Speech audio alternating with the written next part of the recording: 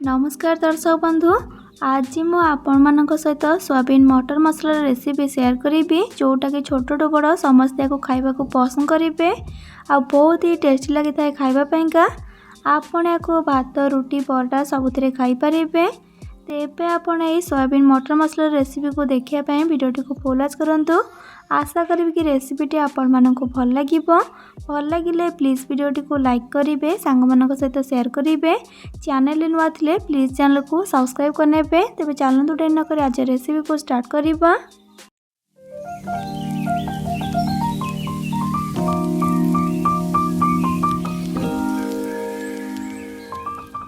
Soybean मटर मसला बनवाई ये देखो मु 100 ग्राम सोयाबीन को लेकिन गरम पानी रे 10 मिनट बतुरेला तापरे ताको ठंडा पानी रे थरे दी थर धोईकी चिपुड़ी की नहीं। आपण सोयाबीन क्वांटिटी निज इच्छा अनुसार कम बेसी करके नहीं पारे। एबे कौन करवा ना गैस ऑन करके गोटे कड़े को बसैकी से गोटे छोट चामच भाया रिफाइन तेल को देबा। तेल भल भाव गरम होगा से सोयाबीन सबको देदेबा। आ गैस फ्लेम को मीडियम रे रखिकी गोले गोले की 2 ରୁ 3 मिनट खंडे भाजवा जेमती कि से गोल्डन ब्राउन को लेकिन भाजी जीव।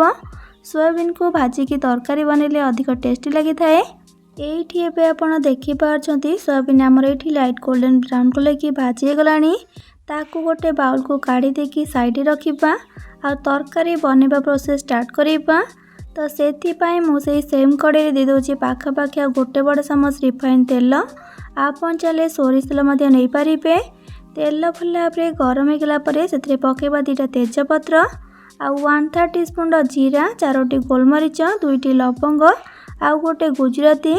एबे गोटा मसला को तेल दे देबा आउ ताको टिके मिसै नेबा। आउ मिसै साला परे सेथिरे भी गोटे मीडियम साइज रो प्याज को एकदम छोट छोट करके काटी दे देबा। प्याज को दे सारिकी मीडियम टू हाई फ्लेम रे प्याज को गोले गोले की भाजीबा जेमती कि से कंचा बास्नाटा जाएगी प्याज आमर गोल्डन ब्राउन को लेकिन भाजी जीव। ये आपड़ ए देखी पार्टी प्याज ये लाइट गोल्डन ब्राउन को लेकिन भाजी गलानी। प्याज यहपरी भाजी गला से गोटे बड़ चामच अदा रसुण कंचा लंकार छेचा को पकेबा। आपन चले पेस्ट करके दे पारे किंतु बटा मसला अपेक्षा छेचा मसला अधिक टेस्ट आसता है। एबे को मिसई देकी लो फ्लेम रे 2 मिनट खंडे भाजीबा जेमती कि अदा और रसुण कंचा बास्नाटा चली जीव। 2 मिनट खंडे भाजला अदा और रसुण रे कंचा बास्नाटा चली गलानी। एबे से पकेबा 1/3 टीस्पून हल्दी गुंड आउ भल कलर पाई अधा छोट चामच काश्मीरी लंका गुंड आउ अधा छोट चामच धनिया गुंड आउ गोटे छोट चामच चिकेन मसला। एतिकी गुंड मसला को देकी सबको भल भाव मिक्स करनेबा। गैस फ्लेम को लो रे ही रखि कारण गुंड मसला आम देइछंती तो से बहुत जल्दी तल लगिकी पोड़ीजीव। सबको भल भाव मिसई सारा से गोटे मीडियम साइज टमाटो को टिके बड़ बड़ खंड करके काटिकी पकेबा। आउ टमाटो जल्दी सॉफ्ट होगापाई ये स्टेज रे स्वाद अनुसार लुण को ऐड करदेबा। आउ हाफ कप भाया पानी को देबा। पानी टिके देकी न कसले गुंड मसला बहुत जल्दी पोड़ीजीव आउ तरकार टेस्ट को पिता करदेब। सबको भल भाव मिक्स करनेबा आउ सेमती गैस फ्लेम को लो रे रखिकी कवर करदेबा पाखापाखि 3 ରୁ 4 मिनट पाई जेमिति कि टमाटो भल भाव सॉफ्ट होगी तेल पूरा ऊपर को पलि आसिबो। पाखापाखि 3 ରୁ 4 मिनट पर एबे कवर को काढ़िबा। एठी आपण एबे देखि पारछंती मसला हमरो केते भल से कसी गलानी आ तेल पूरा मसला ऊपर को पलि आसलानी आ टमाटो मध्य देखि पारथिबे सॉफ्ट हो गलानी। एबे स्टेज रे ऐड कर देबा हाफ कप ग्रीन मटर को। आपण फ्रेश ग्रीन मटर हो कि फ्रोजन ग्रीन मटर हो जहाँ भी नहीं थे स्टेज रे ऐड कर देबे। मटर को दे सारिकी मसला सब मटर को भल भाव मिसई नेबा आ पुणी थरे को कवर कर देबा 3 मिनट पाई जेमती कि मटरटा टिके सीझी जीव। गैस फ्लेम को सेमती लो रे ही रखिथिबे। पाखापाखि 3 मिनट पर एबे कवर को काढ़िबा। आपण एठी एबे देखि पारले मटर आम टिके सीझी गलानी आ ता सहित मसला मध्य भल से कसी गलानी। आपण मसला को जेते भल से कसिबे तरकार टेस्ट मध्य सेते बढ़िया आसीबो।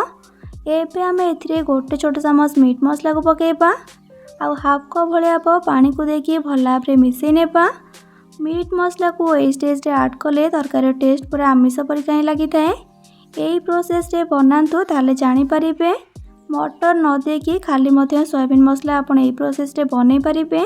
खाली मटर को स्किप करके सबको भल भाव में मिसई सारापर एवं भाजिक रखिथिबा सोयाबीन सबको ऐड करदेबा। आ लो टू मीडियम फ्लेम रे सोयाबीन को मसला सह गोले गोलेकी 2 मिनट खंडे भाजिबा, जहाँद्वारा मसलार फ्लेवरटा सोयाबीन बढ़िया से आसीजिब।